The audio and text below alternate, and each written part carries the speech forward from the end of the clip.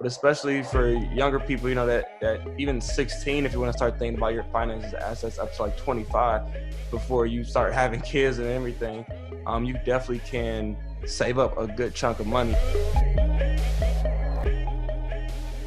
What's up, everybody? We are back. Welcome back to YBI, where we discuss opinions and strategies on how to better your financial self. I am your co-host, Zion. This is Roman, and we are back today to talk to you guys about assets and liabilities. Let's just hop right in, man. Let's play everything else on the back end. First and foremost, how you feeling, brother? How we doing?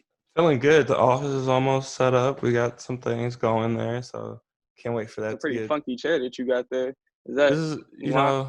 this is Is that actually, zebra it has like and leopard? zebra and leopard and Mm. some other prints on there. This would not stay as the main office chair, but it's a chair. So Nah, that's real cute. You should just stand up the whole time.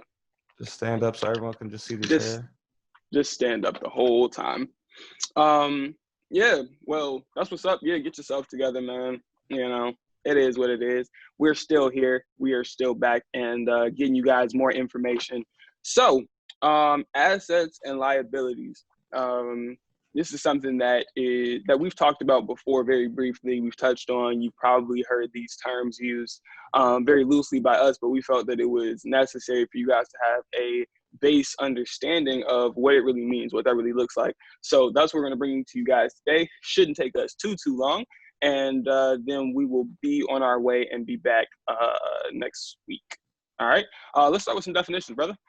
Cool. So right off the bat, what is an asset? It's something that you own that builds value or holds that value for you. Examples of that of your real estate, stock, bonds, art. It could be, a picture on the wall. It could be shoes from another episode that we did. It could be a lot of different things, like anything that you can buy that actually doesn't cost you money, but it builds value, even though you purchase it. Then you have your liabilities, where it's something that you own that does not build value, like your phone or a car that depreciates as soon as it rolls off the lot, your rent, taxes. All those things are just expenses and liabilities that don't actually build any value for you. So that's really the main difference where that lies. So it's figuring out how to buy assets and not how to really buy as many liabilities. In addition to the examples that Roman gave, one of the major ones that we missed is cash. Having cash on hand that's an asset for you. Yeah. Investments, like you said, inventory, things that you own. If you're selling a bunch of T-shirts, let's say, and you bought T-shirts and now you just have them sitting at your house or in your garage, whatever, waiting to be sold, that's an asset for you because that's something that you own that has the potential to make you more money. On the flip side, the liabilities are including bank debt, anything that you own, credit card debt, mortgage debt, anything that you have to pay out or anything that you owe anybody else, that is considered a liability. The difference is that there are long-term versus short-term liabilities. So a long-term or short-term liability would be something that you owe to somebody within the next calendar year. So that would be something like if you owe somebody taxes, if you owe wage garnishment, something like that, that would be a short-term liability, which means that, hey, I have to get this person paid within the next calendar year, versus a long-term liability, which kind of, it looks a little bit different because that's like your mortgage. Your mortgage is a 30-year or 15-year, a 15-year loan that you're locked into. So that's a long-term liability. So it weighs a little bit differently in terms of how it affects your credit and things like that. So the short-term liabilities tend to affect your credit far more negatively just because you owe these people money like right now, versus a long-term liability you'll have, and as long as you're keeping up with the payments, you're good. But if you owe like a bunch of credit card companies, you got $6,000 in debt and you need to pay all of those off, or they're all past your due dates, whatever, those are going to affect your credit score really negatively, really fast, and it's going to drop. So understanding your liabilities, long-term versus short-term, and then understanding your assets is a major, major way to make sure that you're on top of your financial self. Somebody asked me about just how do mortgages actually even switch out to be something that's good for you, or you can leverage your money in a way to where it's not really costing you much of anything. So even though you are making your mortgage payments, depending on what your interest rate is for that mortgage, and also in addition to that, how much you're making back off of just tax benefits and things like that, you might actually end up making money off just paying your mortgage and the equity that you build in that home than actually paying that. Especially right now in America where our interest rates are incredibly low right now. There's a lot of people who are refinancing and buying new homes to where they're actually technically going either not going to pay almost any interest or very little, if anything, make money in equity on their property just for getting that mortgage and buying that home. So it's just really about how you really place your money and leveraging it, which we're going to talk about real estate as a whole thing at another point. Yeah, real estate is going to be a fun time for us because we have plenty of people that are in the real estate market. I'm about to get into the real estate market myself. And I'm just kind of working towards that process, but we want to give you guys the information on how to do that the right way. Get some people on here that actually do it. Brokers versus, the loan arrangers and all those people, we can bring them on so you guys can ask the questions that you have, what your credit score needs to be, how much money you need to bring to the table, closing cost, earnest money, blah, blah, blah, all that good stuff. So we'll hop into that shortly. But one thing that you guys need to know about assets versus liabilities is that there's a ratio that people are calculating for that. So it's a total debt to total asset ratio. And what you want is to have that number, that ratio be like 0.05 or less, 0.5 or less, which means that you make twice as much money than what you owe. That keeps you at it keeps you in a place of being able to save money for one, because you don't want all of the money that's coming in to all of a sudden be going out because you owe everybody everything. So examples of that would be adding your short-term and long-term debt, adding all of that together, and then dividing that by the total assets that you have. And that gives you a ratio that you're looking to be at 0.5 or less. So that would be like, here's just an example. Like, let's say that a company owes $50,000 in debt. They're $50,000 in debt, but their total assets are $95,000, right? That means that their total debt to assets is 0.53, which is a little bit high, but you're probably okay. It's only, a couple $1,000s away from being at that 0.5, versus another company who owes $600 in total debt, but they only have total assets of $2,000. They're actually in a better position because they're at 0.3 rather than 0.5. Which means that they have the ability to pay off that debt and still have more cash in the bank than another company that is total value is worth more, but they also owe a lot more. So the more money that you're starting to make, you have to make sure that you are keeping your total debt as low as possible to keep that total debt to asset ratio at 0.5 or less, because that's where you get the best interest rates. That's where you're going to get the ability to really get any credit card that you want to do a lot of other things that give you more financial freedom at the end of the day. Yep. And then as you all are going through and purchasing things, especially, I know right now in America, a lot of people just especially lost a lot of their discretionary spending. If you're not saving what you are building, or at least if you are going to purchase something, think about what that is, what value it has to you. Yes, I know that sometimes you just treat yourself and it's not going to actually hold any value for you, but you really liked it, so you bought it. But sometimes think about things that you do like that will hold value or have a high resale value. Me myself, I'll get like musical equipment or microphones, because even that in that world still holds value. You can usually resell it somewhere to somebody for, if not the same price you paid for it, a little bit less, or even sometimes a little bit more, depending on where it goes. And that's just something to kind of think about when you go through those things. Technology, art, all that stuff, you can end up reselling if you do want it at the time. And then if you do, you get extra $5, throw it in Robinhood, throw it somewhere else, throw it in a high interest savings account where at least it's making you a little bit of money and you're not just itching to spend it. Makes sense. That grows So your assets. that segues us into liquidity, which we kind of talked about in the last episode, but we can give you guys the official definition that I really like from digit.business.com. We'll tag them, or we'll add that in the link below. But it pretty much says that your assets are based on how liquid you can make them. So liquidity is pretty much how fast you can turn an item into cash.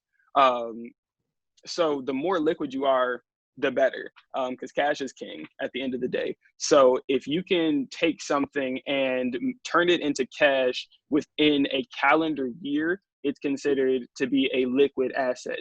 And then on the flip side of that, like converting property or something that's going to take a long period of time, that's considered an illiquid asset. It's still an asset, but it's just not one that you can turn into immediate cash on hand within, like a calendar year. Because if you take a house, for instance, and you say, you know what, I want to sell this right now today, you're not going to have money right now today. It's going to take some time to, put the house on the market, and then you have to find a buyer. And then once the buyer gets through, you have to make sure that their financing works. And then after that, so it's a process of you trying to get from start to finish of how long it's going to take you to get that money. So it's still considered something that is working for you, but it's just not something that you can have like cash on hand for today. And then they have current assets. The most liquid assets are called current assets. These assets can be converted into cash in less than a year, including cash, marketable securities, inventory, and accounts receivable. These assets generate revenue for your company, for instance. So those are current assets, and then there are fixed assets. Non-liquid assets are grouped together into the category of fixed assets. These include real estate, vehicles, and machinery, et cetera, et cetera. So we'll add those links in below so you guys can just take a look at those definitions. But it's pretty much exactly what I just said. But in case you want some reading on the side. Yeah, we always have more reading for you guys. Anything else that we need to hit for assets versus liabilities? I mean, obviously one is good, the other is bad. The less liabilities that you have, the better. At the end of the day, if you don't have to have any liabilities, man, don't. If you can pay for your house in cash, make that happen. I literally just watched an episode of, what was it, House Hunters, and this family of 8, they had 6 kids. Family of 8 was living in an RV for 6 years. 6 years. They had purchased a house, and they were like, money? Man, let's just sell this house. The problem was that both of the parents were working, and they were like, all right, cool. The mom was working nights as a nurse, whatever. And she was like, as I'm working nights, then I get home and I have to take care of the kids because my husband had to go to work. So she was pretty much just running herself to the ground just to get this mortgage paid. So they were like, you know what, let's downsize. They went and downsized all the way. They said, let's live in an RV. They lived in an RV for 6 years. They saved $650,000 and paid for the house in cash. Yeah. Hey, if you can make it happen, do that. But would I live in an RV for 6 years with six kids? Man, I can't imagine living in a house with 6 kids. It really just comes down to your plan and where you're at and how to make that happen. I know we've talked a few times about how people can be debt free or like pay off their debt, but they have this, and this. It really just depends on where you want to be in the next. You got to have those long-term goals between, like 3 to 10 years. Where you want to be in that time and what it's going to take to get there. Yeah, with 6 kids, you got to cut down a lot. But especially for younger people, that even 16, if you want to start thinking about your finances, assets up to like 25 before you start having kids and everything, you definitely can save up a good chunk of money and put that aside. And then by the time you are ready and you do want to do those things, you can instantly just do it and not have to worry about finances. That's so many things I hear even now from my friends that kind of happen to having kids or getting married around now is finances. That's usually the leading cause for divorce in America right now anyway, is no one knows what to do with them. Then they have kids and they get a house and a car. And next they all have is debt, and they not really making any money to actually pay for that. So you just think about those things. Everyone wants to, have that American dream, but no one really thinks about how to achieve it. So that's what we're trying to get you to do here on this show, is to get those wheels turning. We're going to talk about these opinions and strategies to grow your financial self and your financial worth, and we're here for it. It starts at, the younger that you can do it, the better. Because if you start when you're living with your parents and you're making a little bit of money here and you're putting money aside, one thing I saw on like Facebook or something is that this lady was giving her children like a $10 a week allowance, and then she was charging them like $5 a month to like rent. So it was like $5 a month, and then it was like $2 was going to rent, $1 was going to cable, $1 was going to something else. And then she was explaining to them, because these are kids that she's talking to that are like 6, 10 years old, but they have their own bank accounts, and she's taking that money and she's putting it into a savings account for them. And then, you know, she's putting additional funds, but she's teaching them how to deal with their financial selves right now.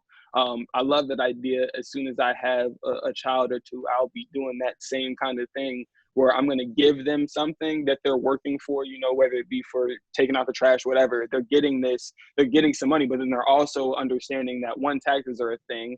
Like, you're going to end up getting taxed, because I hate to see people that just start working and then all of a sudden they didn't realize that taxes were a thing. Like, yeah, you know, like, people take out taxes for everything. You're being taxed for everything. So teaching the youth about, you know, having, you know, the best financial knowledge really is key. So the younger that you can start and the younger that you can instill, you know, these types of values and qualities in children, the better they'll be financially. Because if I had known some stuff, you know, like I said, I would have been in a different financial situation. I wouldn't have paid to go to school. It was stupid. But hey, it is what it is. You know better, and now you tell people how to do better. So that's what we're here for. That's what it's all about. Yeah. I mean, you live and you learn at the end of the day, and now I'm going to school for free. So diversify those assets. I know we already talked about this difference between like current and fixed and all that. Just diversify them all between real estate, stocks, bonds, cash, precious metals, crypto, whatever you kind of find yourself, whatever you feel passionate about. Especially get those type of assets. If you know you really like this, you really like that, or you want to know about it, once you start purchasing it, you're probably going to learn a lot more about it. I thought I knew a little bit about crypto, and so I started like investing crypto, and I learned a whole bunch more, because then you just start getting a lot more articles and reading more, because then your money's actually in it. So then you definitely want to know where it is and what's going on with it. So definitely, you know, hit that up. Right now I buy stocks, bonds, real estate, crypto, and precious metals, and a little bit of art. That's more or less just for me. Do what you gotta do. Yeah. So that's that. So in addition to those things that you guys are doing, you should like and subscribe and share and all that other good stuff. Continue to send us pictures for Pat Facts. We are hopping back into Pat Facts next week. So continue to send that our way. We will be picking one of you guys and doing a lot of things with the Pet Facts, as well as doing another giveaway soon. Yes, it's coming up. It's coming up soon. So making sure that you guys are getting your people in on these things, because we're giving away money. We're giving away money every month. So hey, if you want in on this, all you got to do is make sure that you are liking our posts, that you're subscribed to the pages, that you're following us, to make sure that you know when we're doing it, because y'all don't know, because we don't know. So we can't tell y'all when we're going to be doing it, but it's coming. It's coming. And I mean, we've already had 2 winners. We're going to have more. So continue to follow us, keep up with us. And yeah, anything else, my guy? As always, people, understand that you may be young and you may even be broke, but we are always investing. We appreciate you guys, and get that money. Till next time. Peace. Hey everybody, thank you for listening to Young Broke and Investing. We just want to let you know that these are the opinions of the hosts. They're not meant to be the basis of any security purchases or investments. We're trying to give a little information out there for everybody, and have fun and be safe.